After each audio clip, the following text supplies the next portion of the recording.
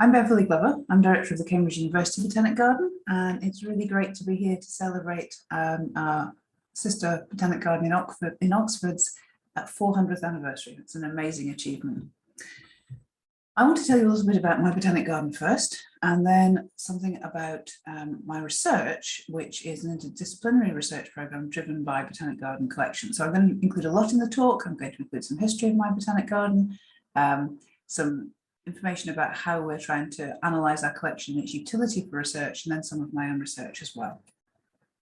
So to start with, I need to make the slides work. Here we go. Quick introduction to the Cambridge University Botanic Garden. It's a research and teaching collection of 8,000 species. It's supporting a global network of researchers. So we don't just support research within our own university, but we are as accessible as it's absolutely possible to be, and any researcher anywhere in the world can access our material. Our collection is arranged in a historic landscape of 40 acres, and it supports our own education programme, which covers all ages from preschool through to adult. We also put a lot of effort and work into interpretation, trails and events which showcase plant science and horticulture, and we use that to engage our 330,000 visitors a year with current thinking in plant science and current thinking in horticultural research.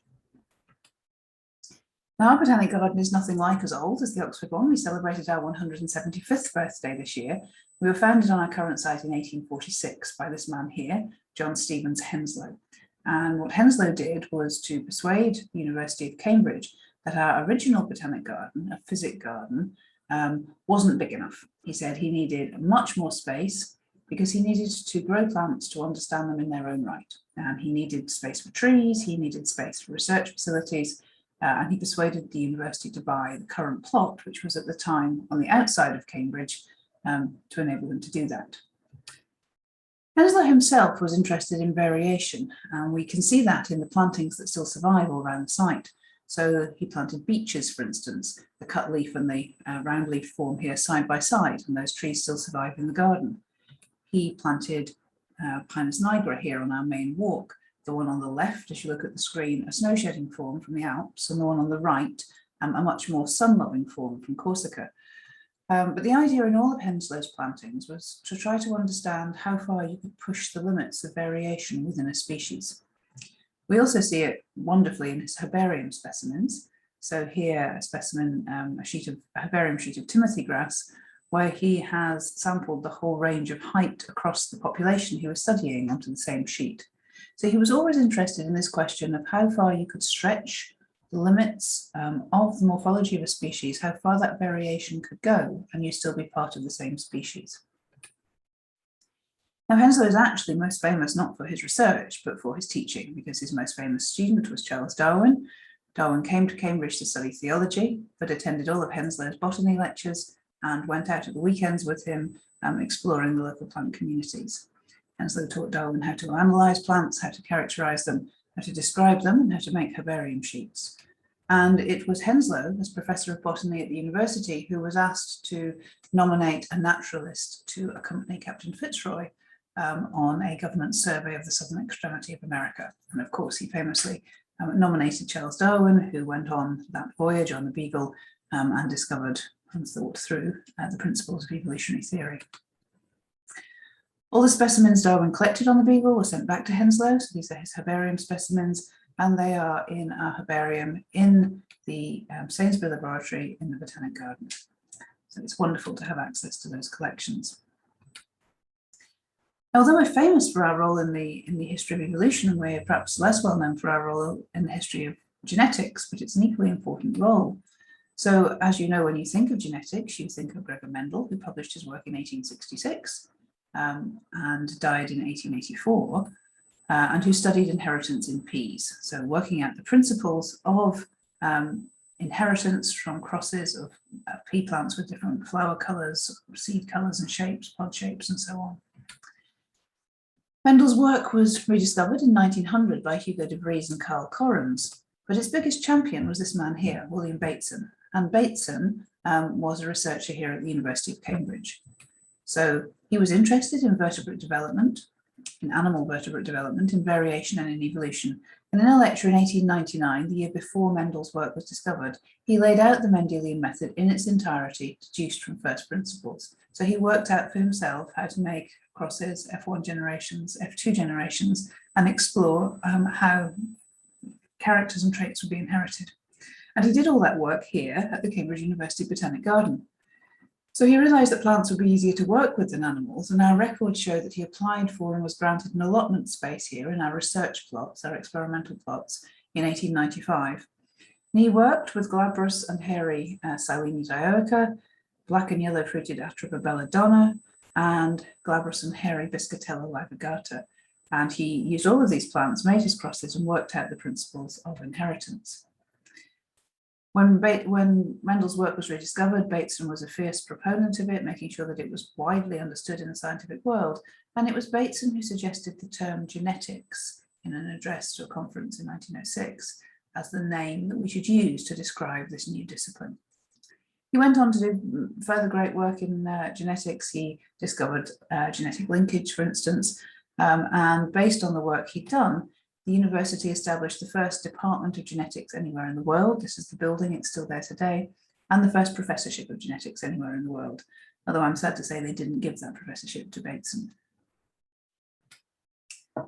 So the Cambridge University Botanic Garden, although relatively young, has a really important role in the history of science.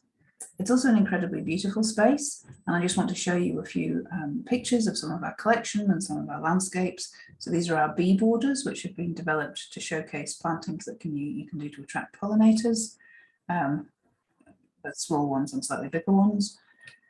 We have a really great collection of British wild plants. That's one of our special areas, which we grow in a semi-natural setting in an ecology mound, which is organised according to region of Britain.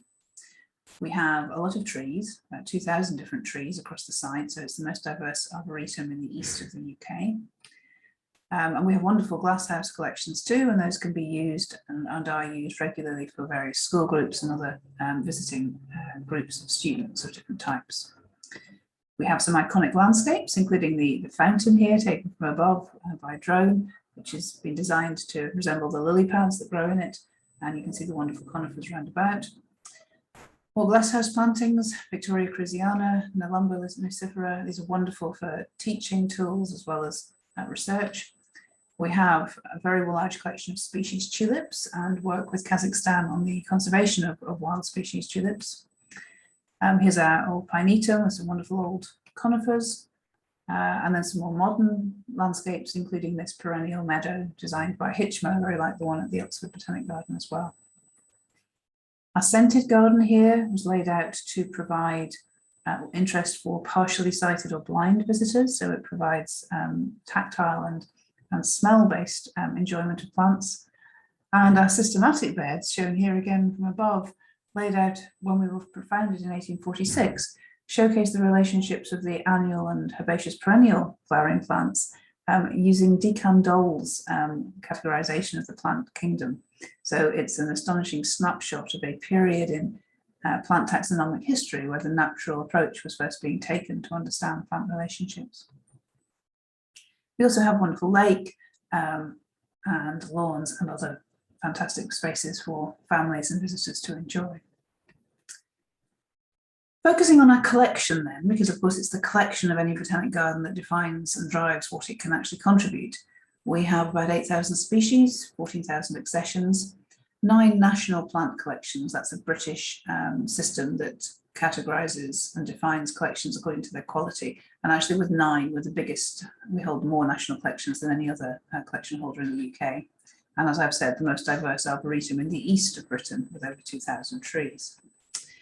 But when we analyse our species, we end up thinking, well, actually, 8,000 isn't very many, is it? It's a rather small proportion of the number of plant species there are in the world. We can look more closely, and we've been trying to do so because it's really important to us that our collection serves a diverse user group for research.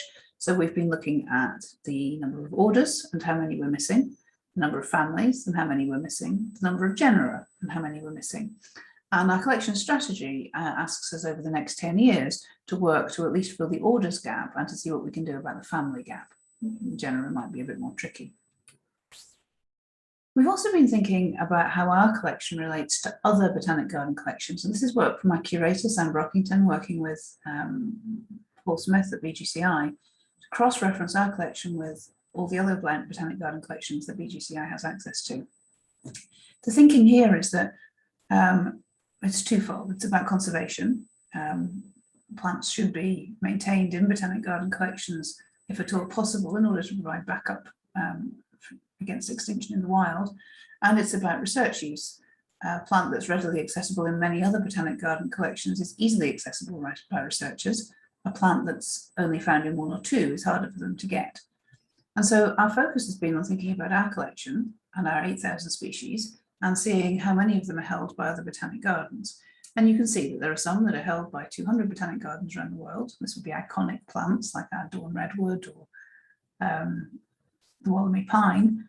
And then there are 357 accessions in our collection that are actually unique to the Cambridge University Botanic Garden. And so these are really important that we maintain. And we hope to grow the tail end here of our collection by focusing on species that are not represented in other Botanic Gardens that could be of use to researchers and that will also act as that fallback against extinction in the wild. So the work that we've been doing on our collection is driven by various factors, various drivers of plant research.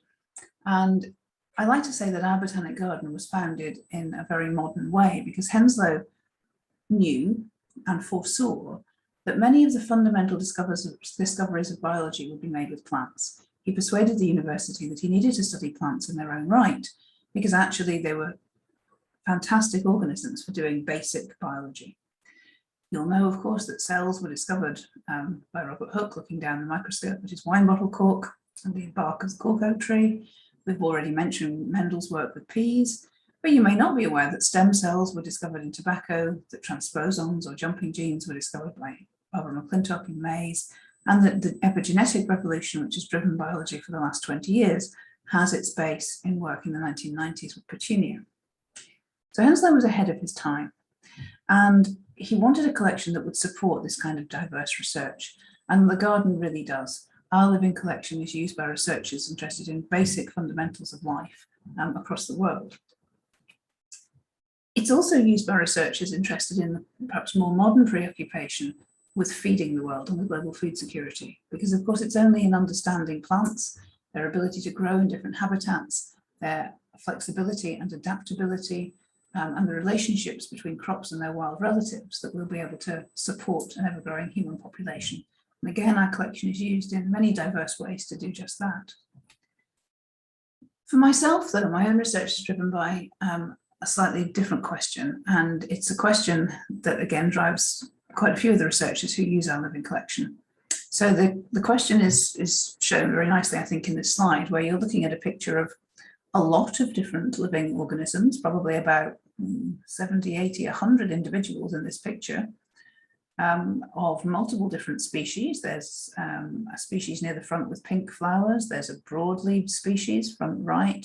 There's a species near the front with little white flowers. There's at least one grass species. There are at least 3 different tree species, I can tell from the bark colours. And there is also an animal species, an elephant present. You probably didn't spot that. It's not important compared to the plants. But all of the point here is that all of the individual organisms in this slide from all of those different species have the same set of problems. They have to stay warm enough but not overheat. They have to get enough nutrition. They have to stay hydrated but not get waterlogged. They have to avoid being eaten. They have to find a mate.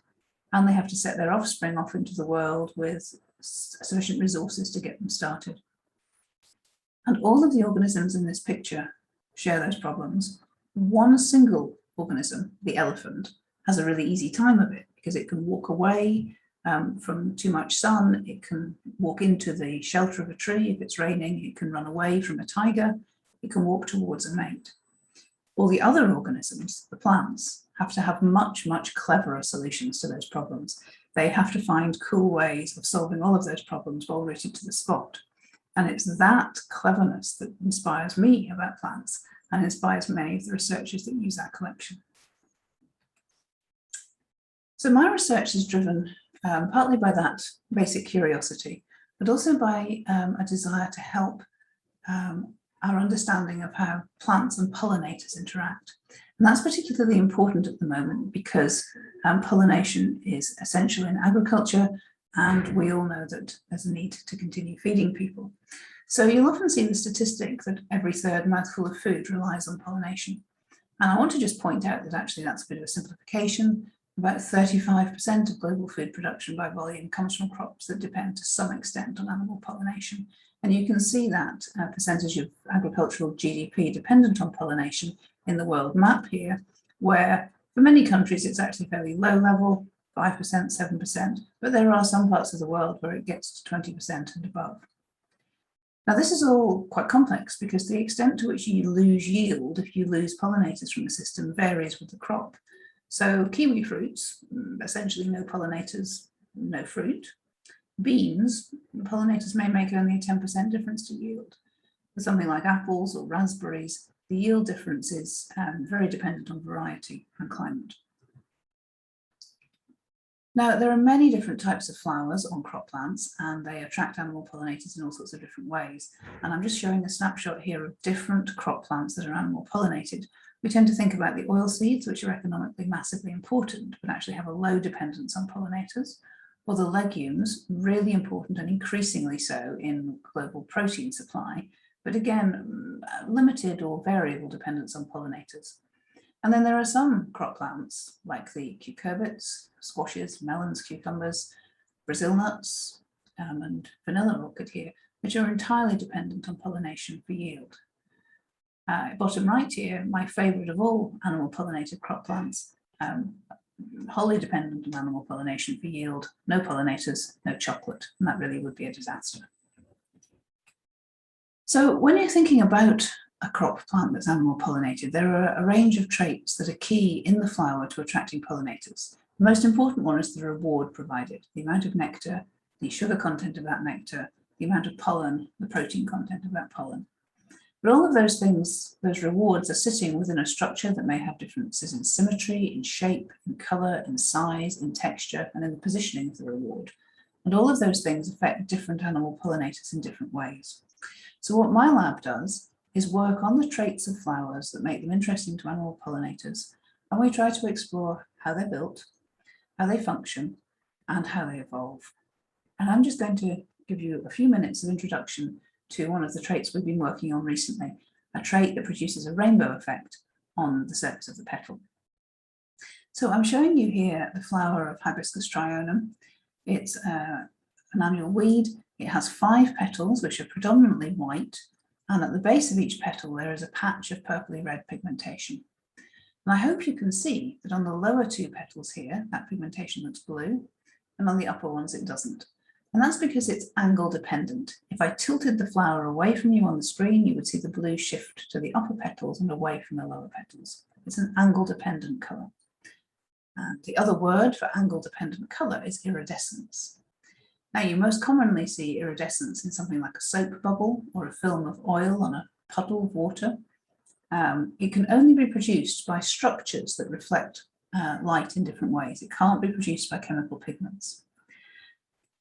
It's not very common in the plant kingdom, but it has been described in several different families and orders. And I'm just going to show you a few examples here. So here's a tulip variety called Queen of the Night, which has a purple pigmentation to the petal, but you can see the yellows and greens and blues here with that iridescent effect on top of the pigment.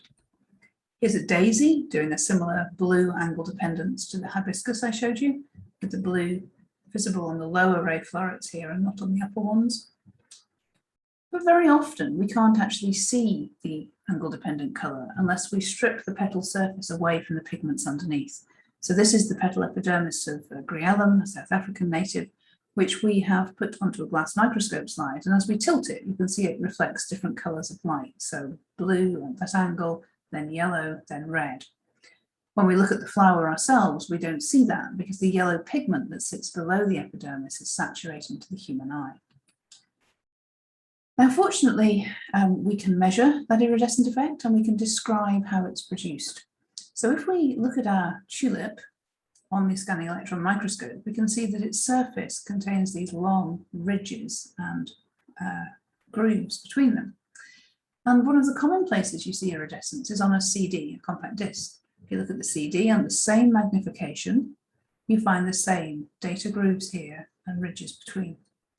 Now, this system of ridges and grooves on the CD acts as a diffraction grating, and it interferes with light, producing this rainbow effect.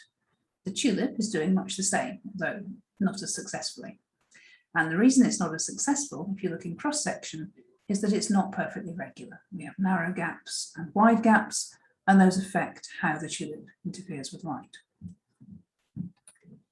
Now, we've been working quite hard over the last few years to model how these ridges on the surface of the petal could develop. They're made of the cuticle, and what we think is happening, as these dynamic models show you, is that as the cuticle grows and the cell underneath grows, the join between them, if you like, the boundary between them, causes buckling to occur.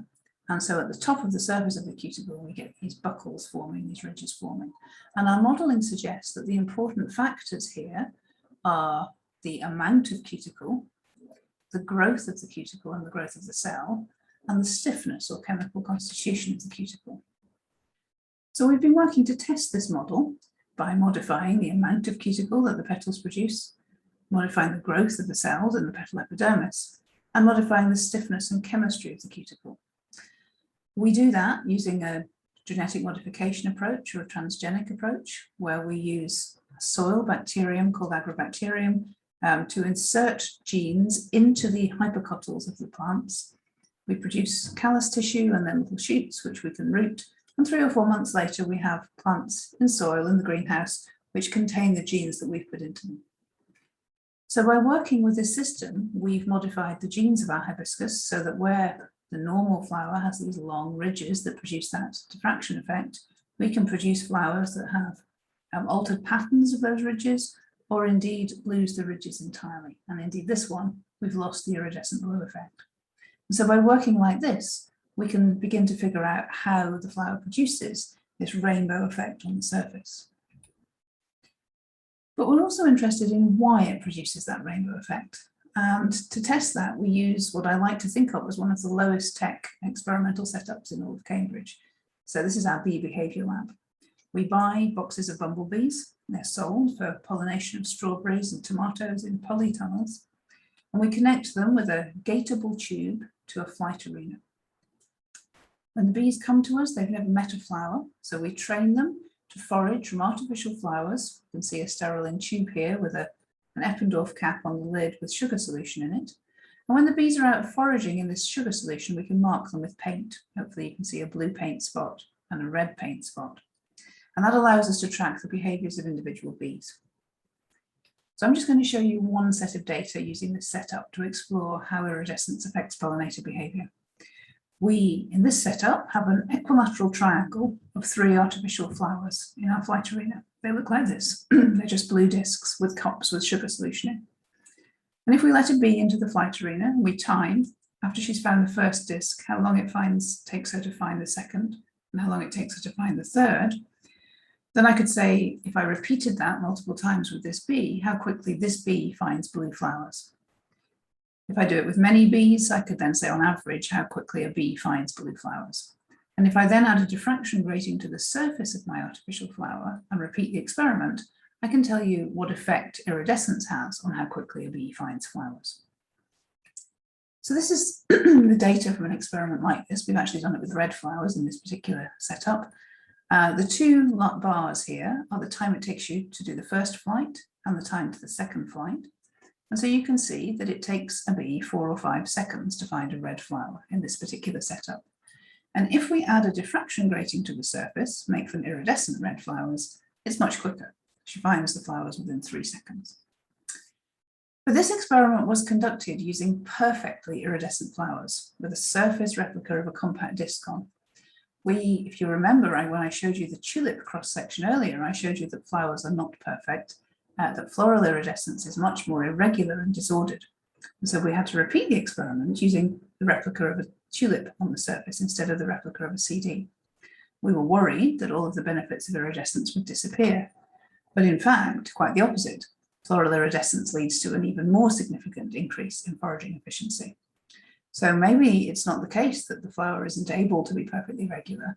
Maybe it's regular enough to achieve what's needed in terms of attracting pollinators. And given that, it's perhaps not surprising that floral iridescence has arisen many times across the angiosperms. So in the phylogeny here, I'm showing you in red the orders in which we've identified species that have iridescence produced by folds of the cuticle. All of these species, of course, we've been able to find using our Botanic Garden living collection. And the next step is to characterize how the ridges develop in each of these systems so we can address the question of convergent evolution and whether these structural colors are being produced by the same mechanisms in each of these independent evolutionary events. I think that's a great place for me to stop, to say to you that here's a picture of one of my favorite bits of the Botanic Garden, but a living collection of plants like these can drive research in all sorts of ways that you would never expect.